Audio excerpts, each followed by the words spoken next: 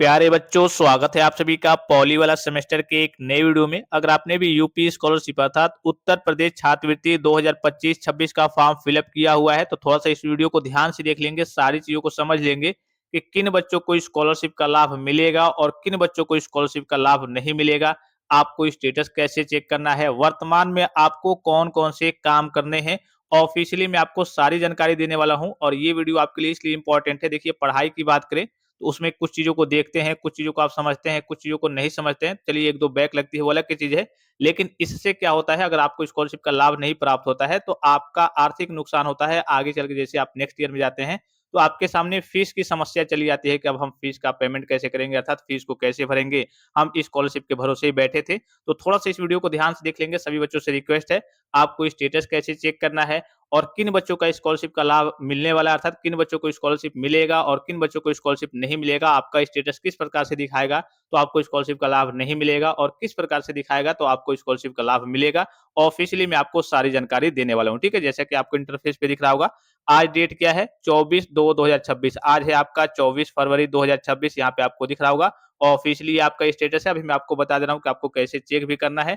इससे पहले मैं आप सभी स्टूडेंट से रिक्वेस्ट करूंगा कि सभी स्टूडेंट चैनल को सब्सक्राइब करके बेल आइकन को प्रेस करके ऑल पे क्लिक कर लेंगे और टेलीग्राम चैनल को ज्वाइन कर लेंगे, ताकि यहां से आपको B2P से संबंधित हर एक प्रकार की ऑफिशियल और ऑथेंटिक जानकारी सबसे पहले देखने को मिल जाए। और जितने भी सेकंड सेमेस्टर के बच्चे अगर इस वीडियो को देख रहे हैं, अगर आपके पास तैयारी के लिए नोट्स, ई बुक, इंपॉर्टेंट क्वेश्चन, पिछले 5 साल के original question paper, pre board का मॉडल पेपर इस बार का 2026 का अगर आपके पास नहीं है तो प्ले स्टोर से जाकर के पॉली वाला टेक्निक एप्लीकेशन को डाउनलोड करके आप इन सारी चीजों का लाभ वगैरह प्राप्त कर सकते हैं और आप अपनी तैयारी को बूस्ट कर सकते हैं। बहुत सारे बच्चे सोचते हैं, इधर-उधर से पढ़ते हैं, पता चलता है कि उनकी बैक लग जाती है बाद में। फिर वो कहते हैं कि सर हमें ये मालूम नहीं था, सर ये हमें इंपॉर्टेंट क्वेश्चंस पता नहीं था। तो सारे वहाँ पे आपको इंपॉर्टेंट क्वेश्चंस चैप्टर वाइज़ सभी सब्जेक्ट के दे दिए गए हैं। आपको मॉडल पेपर 2026 का दे दिया गया है, पिछले 5 साल के ओरिजिनल क्वेश्चन पेपर दे दिए गए हैं, जिससे आप अपनी तैयारी को बूस्ट कर सकते हैं। तो सारे पीडीएफ आप प्ले स्टोर से जाकर के पॉली वाला टेक्निक एप्लीकेशन को डाउनलोड करके मिनिमम चार्जेस में प्राप्त कर सकते हैं, ठीक है। सबसे पहले मैं आपको स्टेटस चेक करने का तरीका बता दूं। बहुत सारे नए बच्चे हैं, उनको हो सकता है कि ना मालूम हो। अगर आपको मालूम है तो थोड़ा सा वीडियो को स्किप करके आगे जा सकते हैं। स्टेटस चेक करने का तरीका मैं आपको बता दे रहा हूँ, कैसे आपको घर बैठे मोबाइल फोन से चेक करना है। उसके बाद से मैं आपको बता देता हूँ कि किन बच्चों को स्कॉलरशिप का लाभ मिलने वाला है, किन बच्चों को स्कॉलरशिप का लाभ नहीं मिलने वाला है और आपको क्या क्या काम करना है। तो चलिए हम गूगल क्रोम में चलते हैं। सबसे पहले आपको गूगल में जाकर के यूपी स्कॉलरशिप क्या करना है, सर्च करना है। सबसे ऊपर आपको यूपी स्कॉलरशिप की ऑफिशियल वेबसाइट देखने को मिल जाएगी। इसी वाले ऑप्शन पे क्या करना है, आपको क्लिक करना है। अब जैसे इस पे क्लिक करेंगे आपके सामने कुछ इस प्रकार का इंटरफेस ओपन होकर के आएगा। अब देखिए यहाँ पे कई सारे ऑप्शंस आपको देखने को मिल रहे होंगे, तो इसी में एक स्टूडेंट्स का ऑप्शन यहाँ पे आपको देखने को मिल रहा होगा होम के बगल में, ठीक है। इसी स्टूडेंट्स वाले ऑप्शन पे क्या करना है, आपको क्लिक करना है। जैसे इस पे क्लिक करेंगे तो 3 ऑप्शन आपको देखने को मिलेंगे, न्यू रजिस्ट्रेशन और लॉगिन फ्रेश और लॉगिन रिन्यूअल। तो न्यू रजिस्ट्रेशन पे आपको नहीं जाना है। अगर आपने पॉलिटेक्निक में पहली बार स्कॉलरशिप का फॉर्म फिलअप किया है फर्स्ट ईयर में या फिर सेकंड ईयर में, अगर आपने पहली बार स्कॉलरशिप का फॉर्म फिलअप किया हुआ है तो लॉगिन फ्रेश करना है। अगर आपने दूसरी बार या फिर तीसरी बार उसी फॉर्म का रिन्यूअल किया है, नवीनीकरण किया है, तो आपको लॉगिन रिन्यूअल वाला ऑप्शन पे क्लिक करना है। जैसे मैं रिन्यूअल वाले बच्चों का चेक कर रहा हूँ तो मैं रिन्यूअल लॉगिन पे क्लिक कर दूंगा। उसके बाद से 4 ऑप्शंस आपको देखने को मिलेंगे। यहाँ पे 4 ऑप्शन आपको देखने को मिल रहे होंगे। तो आपके लिए पॉलिटेक्निक के लिए ये आपका जो तीसरा ऑप्शन दिख रहा होगा, post matric other than inter students, ये आपके पॉलिटेक्निक के बच्चों के लिए है। पहला 9-10 के बच्चों के लिए है प्री मैट्रिक, दूसरा 11-12 के बच्चों के लिए है और तीसरा यूजी, पीजी और डिप्लोमा के बच्चों के लिए होता है और चौथा भी पोस्ट मैट्रिक के बच्चों के लिए है, लेकिन अदर स्टेट वाले बच्चों के लिए है। तो आपको तीसरे वाले ऑप्शन पे क्लिक कर देना है। जैसे इस पे क्लिक करेंगे कई सारे ऑप्शंस आपको देखने को मिलेंगे। तो यहाँ पे आपको अपने स्कॉलरशिप का रजिस्ट्रेशन नंबर फिलअप करना है। अब ये रजिस्ट्रेशन नंबर आपको मिलेगा कैसे, जैसे आपने फॉर्म फिलअप किया था, प्रिंट आउट वगैरह निकाला था, तो उसमें ऊपर आपका सबसे ऊपर देखेंगे तो आपका रजिस्ट्रेशन संख्या होता है। तो यहाँ पे आपको रजिस्ट्रेशन संख्या फिलअप करना है, रजिस्ट्रेशन नंबर जिसे कहते हैं। यहाँ पे आपको ओटीआर नंबर फिलअप करना है, ये भी आपके फॉर्म पे ही आपको साइड में देखने को मिल जाएगा, राइट साइड में ऊपर कॉर्नर पे। यहाँ पे आपको पासवर्ड फिलअप करना है और ये जो कैप्चा दिख रहा होगा इसको यहाँ पे फिलअप करके और नीचे एक सबमिट का ऑप्शन आपको देखने को मिल रहा होगा, इसी वाले ऑप्शन पे क्या करना है, आपको क्लिक करना है। अब मान लीजिए कि आप ओटीआर भूल गए हैं, आपने ओटीआर तो किया था लेकिन आप ओटीआर भूल गए हैं, आपको ओटीआर पता नहीं है या फिर आपको पासवर्ड पता नहीं है, तो यहाँ पे क्लिक करके आप ओटीआर प्राप्त कर सकते हैं। यहाँ पे क्लिक करके आप नया पासवर्ड बना सकते हैं। बड़ा ही सिंपल सा प्रोसीजर है।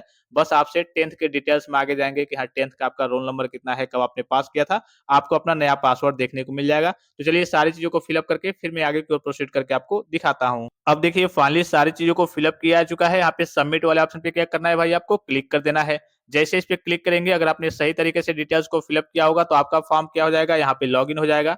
यहाँ पे आपको देखने को मिल रहा होगा उत्तर प्रदेश, अन्य प्रदेश में अध्ययनरत छात्र-छात्राओं के लिए ऑनलाइन छात्रवृत्ति प्रबंध प्रणाली सत्र 2025-26 का फॉर्म है और रिन्यूअल का फॉर्म है अर्थात नवीनीकरण का फॉर्म है। अगर आपका फ्रेश होगा तो यहाँ पे आपको कुछ नहीं देखने को मिलेगा अर्थात फ्रेश में कुछ नहीं दिखाता है और अगर आपका रिन्यूअल होगा तो यहाँ पे नवीनीकरण आपको देखने को मिल जाएगा। या जब भी आप फॉर्म फिल अप करते हैं तो सारे स्टेप्स क्या हो जाते हैं, आपके ग्रीन टिक होते हैं। अब स्टेटस आपको कैसे चेक करना है, इसी में आपको देखिए यहाँ पे इसी में आपको नीचे की ओर स्लाइड करके आना है, ठीक है? आपको करेक्शन का भी मौका मिला था, ओटीआर कल के अपडेट करने का भी मौका मिला था, वो तो मैंने आपको बताया ही था। यहाँ पे देखिए चेक करेंट स्टेटस का एक ऑप्शन आपको देखने को मिल रहा होगा, इसी वाले ऑप्शन पे आपको क्लिक करना है। अब जैसे इस पे क्लिक करेंगे, आपको अपना ऑफिशियल नया स्टेटस देखने को मिल जाएगा। यहाँ पे अगर आप देखेंगे थोड़ा-सा हम वेट कर लेते हैं, थोड़ा-सा कभी-कभी समय लगता है। यहाँ पे देखिए आपका स्टेटस ओपन हो गया। यहाँ पे अगर आप देखेंगे तो आज डेट क्या है 24/2/2026 ठीक है? तो जिस भी डेट में आप करिए कि यहाँ पे चेक करते हैं, वो डेट आपको देखने को मिल जाता है। ये किस कॉलेज के स्टूडेंट है तो यहाँ पे आपको दिख रहा होगा संजय गांधी गवर्नमेंट पॉलिटेक्निक जगदीशपुर अमेठी के ये क्या है स्टूडेंट है गवर्नमेंट पॉलिटेक्निक है संजय गांधी गवर्नमेंट पॉलिटेक्निक जगदीशपुर अमेठी लखनऊ के बगल में है लगभग 60-70 किलोमीटर की रेंज में। फिर उसके बाद से कुछ बेसिक से डिटेल्स हैं जो कि ब्लर दिख रहे होंगे आपको सिक्योरिटी रीजन के लिए। यहाँ पे आपको ऊपर दिख रहा होगा 2025-26 का फॉर्म है, रिन्यूअल का फॉर्म है। अब इसी में क्या करना है, आपको नीचे की ओर स्लाइड करके आना है, ठीक है? जैसे ही आप नीचे की ओर स्लाइड करके आएँगे, अब यहाँ से आपको चीज़ों को देखना है। तो सबसे पहले आप देखेंगे कि क्लेम फीस कितना किया गया है।